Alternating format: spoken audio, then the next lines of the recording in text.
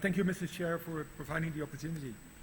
General Admirals, colleagues, friends, we had a very, very interesting discussion in our syndicate with people from all over the world and people with theoretical experience, knowledge, but also people with practical on-the-ground, boots-on-the-ground experience. We had such deep discussions that I'm hardly able to present all the outcomes. But still, I will give it a try, Mr. Chairman, if you allow me. And it was great. So, first of all, this was the topic of our syndicate. And these were the various participants, as you can see, from all around the world, lots of experience. So this is actually what was requested from us. What is the vitality of soft power for security and prosperity in the 21st century? It's a huge topic. You can write several books about it. And therefore, we had to break it down. First of all, what is security? In the contemporary world, we're looking at migration, extremism, but also economies that are not going that well, access to minerals, energy sources, etc.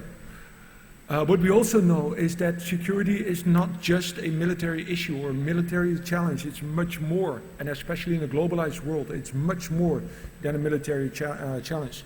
So we came up with the first thing, that security has a wider interpretation and has aspects like physical, military, economic, environmental, and social, so a wider perspective. And then the other thing is that somehow there is an interplay between security and prosperity, but we are not sure how this works. However, we do acknowledge that there is an interplay between the two. So going more into detail of the question. First of all, as said, the 21st century is a globalized world, and looking at vitality, this implies viability and applicability. In other words, there are capabilities as well as there are capacities, and also opportunities and challenges, how to use the various capabilities and how to use the opportunities that will present itself. The other thing, as we have heard the last 2 days, is that there is an interplay between soft and hard power. Theoretically, it's called soft power, which is very nice, but how does this smart power work in practice? Well, as said, somehow you have to apply hard power. Sometimes you have to apply hard power, but most of the time you will have to use soft power, because we know that a secure environment is possibly a prosperous environment, and the other way around is also true. And then, last of all, security needs a wider interpretation.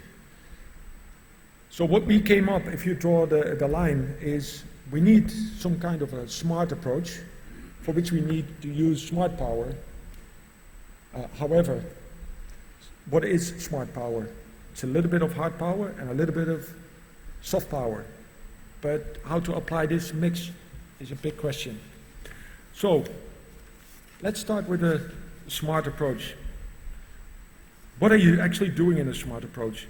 Well, you apply hard and soft power, but in order to do that in the right mix, you need to have a deep understanding of the local and regional security issues. And then, if you understand the environment, then you need to make a tailor-made approach. And you constantly have to evaluate the approach, as well as the application of hard and soft power means. It's this combination where we're looking at. So the smart power approach, the smart approach requires a smart power understanding. So in this smart power understanding, we have acknowledged that there is a limitation to the use of hard power, which has also come out the last 2 days. Because you can only use hard power so much. Moreover, whatever you do with hard power, it creates the circumstances for the application of soft power. The crux of this whole process is that you use soft power to create a durable peace and a prosperous environment, because we need to have a self-sustaining peace, and we know that the more secure the environment, the more prosperous the environment is. And the other way around is also true, moreover, more true. The more prosperous, the more secure. So very complicated. It's all kinds of factors that interplay with each other. Especially looking at the last 2 bullets, looking at physical security, that is needed. That is needed to create that prosperous environment. To create a secure environment, we intend to use, especially as military, to use hard power, but you can only damage so much. Moreover, if you use hard power too much, it probably destroys the environment to really apply soft power. So it's very sensitive, the use of hard power. So with all these various factors combined with each other, we came to a conclusion. First of all, back to the question, what's the vitality of soft power in the 21st century? Well, as said, we know the more prosperous, the more secure. So what you actually like to do in the smart power approach, i.e. the application of smart power, is that you like to create a sustainable peace and a prosperous environment, because the more prosperous, the more secure. In order to create that environment, you need to have a deep understanding of the environment in which you're going to apply that smart power, that combination of hard and soft power.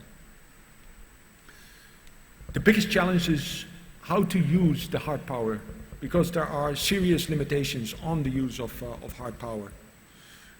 Therefore, we came to the conclusion that hard power is subordinate to soft power. Soft power, that's central, and hard power can only be used to apply soft power. Then we also know, in a world where we have extremism and organizations like ISIS, Al-Qaeda, all kinds of other terrorist organizations, as well as migration issues, especially in Europe currently. We know that in such a globalized world, there are only global solutions. So it's not the problem of one state, it's a problem for all of us, and together we have to create solutions.